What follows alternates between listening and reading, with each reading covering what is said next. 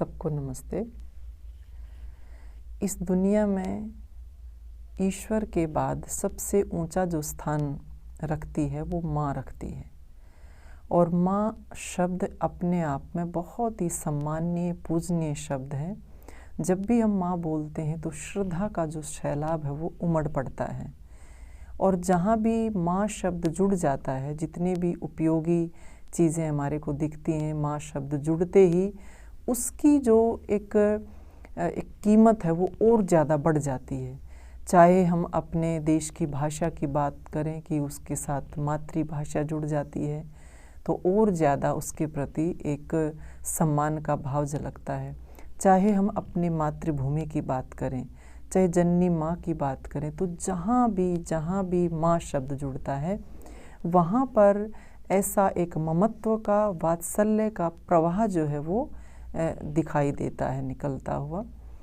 तो माँ जो है एक अपने आप में ईश्वर के बाद बहुत बड़ा दर्जा रखती है। आपने एक बच्चे को देखा होगा, बच्चे की माँ चाहे कितनी भी पिटाई कर ले लेकिन फिर भी बार बार बच्चा जो है वो माँ के पास ही जाता है। और माँ की गोद उसको ऐसी लगती है जैसे दुनिया भर का एक जो है कवच उसको मिल जाता है, सुरक्षा कवच जिसको कहेंगे, कि एक बार माँ की गोद में अगर बच्चा आ जाए तो वो बिल्कुल निर्भयता के साथ रहता है और उसको ये अनुभव होता है कि अब मेरा कोई कुछ नहीं बिगाड़ सकता। तो इतना ज़्यादा एक माँ के आंचल में बच्चे को शांति मिलती है, शक्ति मिलती है। तो हमें ये समझना चाहिए जो ये माँ शब्द है, ये माँ शब्द जो है ये अपने आप में पूर्ण कब होता है कि माँ के साथ बहुत सारे जो है इस प्रकार के विशेषण लगाए जाते हैं, जिनमें से कहा जाता है माता निर्माता भवती।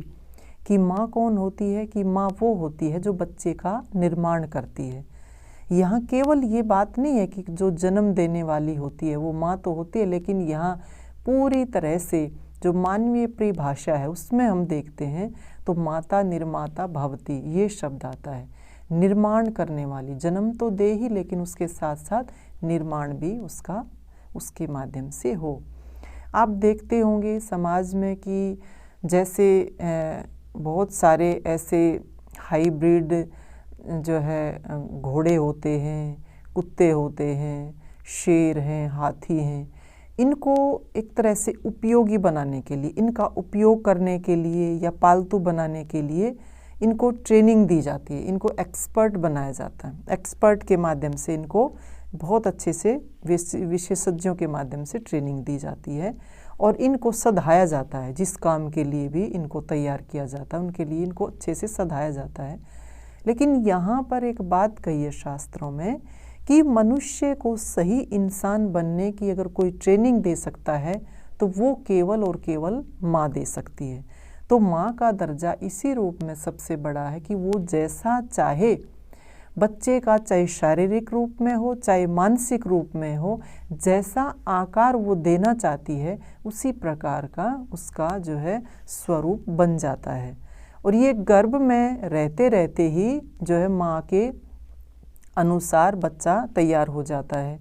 क्योंकि जब बच्चा गर्भ में होता है तो उसके लिए जो है संस्कार जो बताए हैं, 16 संस्कारों में जो दूसरा संस्कार आता है पुंसवन संस्कार, कि पुंसवन संस्कार जब किया जाता है तो उसके अनुसार ही एक माँ को एक बहुत ही आवश्यक दिशा निर्देश दिए जाते हैं इसके माध्यम से कि वो बच्चे को किस प्रकार से शारीरिक रूप से और मानसिक रूप से तैयार करे, जैसा वो चाहती है उसी प्रकार का वो बच्चा बन जाता है।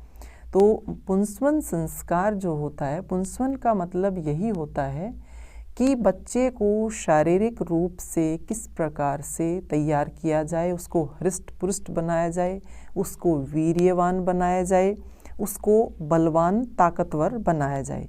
क्योंकि जब बच्चा 2-3 महीने का हो जाता है उसके बाद उसका शारीरिक विकास शुरू हो जाता है, उसके बाद ही ये जो संस्कार है वो कराया जाता है।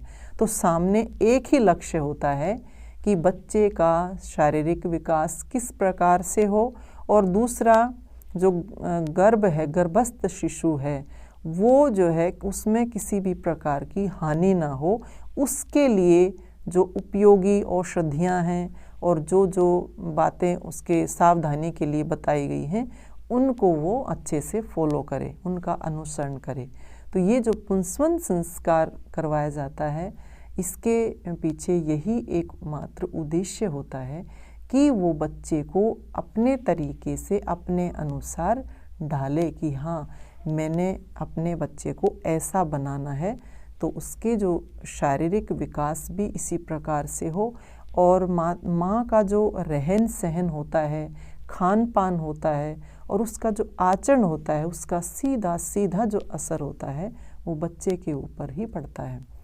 अब यहाँ माँ को किस प्रकार की सावधानी रखनी है? सबसे पहले तो शारीरिक रूप से कि गर्भ में कोई भी किसी भी प्रकार का उसमें नुकसान ना हो, कि गर्भ कहीं ऐसा ना हो कि उसमें कोई हानि हो या गर्भ जो है वो गिर जाए, उसके लिए बहुत सावधानी रखने की आवश्यकता है। और ये सामान्य सी जानकारी सबको पता है इसके बारे में, जो भी माँ बनती है उसको अच्छे से पता है कि ज़्यादा तेज़ नहीं चलना है, जो है ज़्यादा ऊपर नीचे जो है ऊंचे नीचे पैर आए ऐसी जगह पे नहीं, बिल्कुल समतल जगह पर चलना है। तो इन बातों का बहुत सावधानी के साथ पालन करना है। ज़्यादा सफ़र नहीं करना होता है, कहीं बच्चे को कोई तकलीफ़ हो जाए। और उसके साथ साथ दूसरा ये कि माँ को क्या खाना है, क्या सोचना है, क्या विचार रखने हैं, इन बातों का भी विशेष ध्यान रखना है। अब आज के परिवेश में जब हम देखते हैं तो ऐसा कहीं लगता नहीं है, दूर दूर तक भी हम इन बातों का ध्यान नहीं रखते। उनको ये पता ही नहीं होता कि ऐसे संस्कार भी करवाए जाते हैं। अगर उनको बताया भी जाए कि बच्चा अब 2-3 महीने का, 4 महीने का हुआ, तो इसके साथ साथ किन किन बातों का ध्यान रखना है और इनका बाकायदा एक संस्कार होता है, परंतु विश्वास करके कोई चलता नहीं है इन बातों पे। और हम देखते हैं क्योंकि वो इस प्रकार की तैयारी होती नहीं है बच्चे की कि इसके साथ साथ अब हमें क्या सोचना है, परिवार का जो वातावरण है वो किस प्रकार का होना चाहिए, पति जो है वो बिल्कुल पत्नी के अनुकूल रहे, पत्नी का जो है एक तरह से सहयोग करने वाला हो और कोई भी ऐसी बात उसके सामने ना हो जिससे जो है उसको कोई आघात पहुँचे। क्योंकि कई बार ऐसा भी होता है कि कोई ऐसी बात अचानक सुनने को आती है या झगड़ा हो जाता है, ऐसा लड़ाई हो जाती है कि गर्भवती महिला को सीधा सीधा ऐसा आघात पहुंचता है, तो उससे भी कई बार जो है गर्भ गिर जाता है। तो परिवार में जो वातावरण जो है खुद हमें ऐसा तैयार करके रखना चाहिए। लेकिन आज जब देखते हैं तो ना तो जो है माँ का कोई ऐसा आचरण दिखाई देता कि वो बच्चे के प्रति बहुत ही ज़्यादा कॉन्शियस इस रूप में है कि नहीं, हमें तो अच्छी संतान चाहिए, तो हमें ये सावधानी रखनी है। नहीं, वही लड़ाई झगड़ा दंगा फसाद, इधर उधर आना जाना, अनाप शनाप खाना, जो मन करता है वही खा लिया। तो ये जो असावधानी हम बरतते हैं, ये लापरवाही जो माँ बरतती है, तो उसका जो भुगतान है वो बाद में उसको जो है भोगना पड़ता है। तो हमें इन बातों का विशेष ध्यान रखना है कि क्या खाना है क्या नहीं खाना, विशेष ध्यान रखना है। अब जैसे हम ये करते हैं कि कई बार क्या होता है कि जो है गर्भ किसी का बहुत कमज़ोर होता है, डॉक्टर के पास जाते हैं तो परहेज दे देते हैं कि भाई अब जो है इसको 9 के 9 महीने बेड रेस्ट है, कुछ काम नहीं करना है, इधर उधर घूमना नहीं है, सफ़र नहीं करना है, बहुत अच्छी बात। लेकिन उसके साथ साथ क्या है कि जो भी इच्छा हुई, माँ की जो भी इच्छा होती है अंदर से कि मुझे ये खाना है, मुझे खट्टा खाना, मुझे मीठा खाना, मुझे चरपरा खाना है, मुझे ये खाना है, ये खाना, तो ये जो एक मन में चलती रहती है, स्वाद के वशीभूत होकर के हम चलते रहते हैं और जो मन में आया, जैसा भी इच्छा हुई वही खा लिया, उससे भी बहुत नुकसान होता है। इन बातों से जो है हमारे जो शास्त्र हैं, सुश्रुत शास्त्र जो है, हमारे संगीता हैं या हम चरक शास्त्र की बात करें तो उनमें बाकायदा माँ के लिए बहुत ज़्यादा खाने के मामले में, भोजन के मामले में बहुत सावधानी बरतने की जो है ज़रूरत बताई गई है। अब मान लीजिए कि माँ अगर बहुत ज़्यादा मीठा खाती है, कि उसको मीठा बहुत ज़्यादा पसंद है, तो कहा कि बच्चे के ऊपर उसका डायरेक्ट प्रभाव पड़ेगा, तो हो सकता है कि बच्चे को डायबिटीज़ हो जाए, जिसको हम जो आयुर्वेद की भाषा में प्रमेह रोग कहते हैं। और मान लीजिए कि माँ जो है ज़्यादा खट्टा खाए, ज़्यादा खट्टा खाएगी तो बच्चे को जो है चमड़ी का रोग हो जाएगा। अगर माँ जो है अधिक नमकीन जो है खाएगी तो कहा कि बच्चे के बाल भी ज़्यादा गिरेंगे, जो है जल्दी बच्चे के बाल सफ़ेद भी हो जाते हैं। ज़्यादा जो है वो कहते हैं ज़्यादा माँ अगर चटपटा खाएगी तो हो सकता है कि लड़की हो तो वो बांझ हो जाए और लड़का हो तो वो नपुंसक भी होता है। और यदि हम जो है ज़्यादा वैसा भोजन करें कि जिसमें ज़्यादा नमकीन अगर भोजन करते हैं, ज़्यादा नमक वाला भोजन करते हैं, तो उससे भी बहुत ज़्यादा परेशानी इस रूप में होती है कि बच्चे को सूखा रोग लग जाता है, तो सूखे का रोग लग जाता है। दूसरा, अगर हम मानसिक रूप से देखें कि माँ को क्या सोचना है, क्या करना है, जो माँ ज़्यादा लड़ाई झगड़ा दंगा फसाद रखती है, बहुत ज़्यादा कलह करती है, तो ये बताया है हमारे जो आयुर्वेद में कि ऐसा बच्चा जब जन्म लेता है, जब वो पेट में होता है और माँ बहुत ज़्यादा झगड़ा करती है, तो वो बच्चे को जो है मिर्गी के दौरे भी पड़ सकते हैं। माँ अगर बच्चा पेट में है, गर्भ में है, वैसे तो दोनों के लिए ये बताया गया है, चाहे माता है पिता है, जिस दिन ये पता चल जाता है कि गर्भ ठहर गया है, उसी दिन से दोनों को ब्रह्मचर्य का पालन करना चाहिए।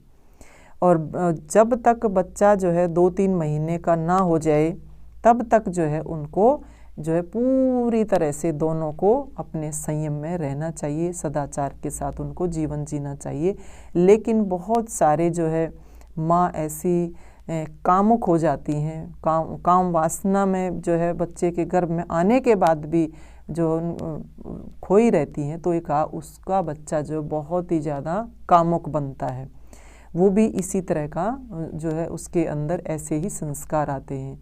और जब बच्चा गर्भ में होता है और माँ शोक में डूबी रहती है, चिंता में डूबी रहती है, तो क्या होता है, बच्चा बहुत कमज़ोर होगा और बहुत ही ज़्यादा डरपोक बनेगा।